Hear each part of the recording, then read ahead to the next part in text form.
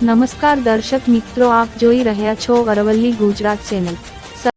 પુલવામા આતંક દ્વારા જે નિર્દોષ લોકોને જે ગોળીથી હોમી નાખવામાં આવ્યા છે, આ દુઃખ ભરી બાબત છે।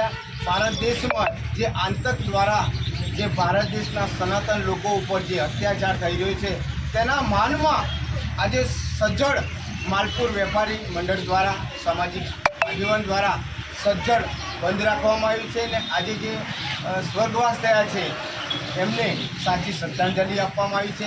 અમે સરકારશ્રીને અને નામદાર કોર્ટને વિનંતી કરીએ છીએ કે આ દેશ પગલાં ભરવા જોઈએ અને જે આ પુલવામા જે ઘટના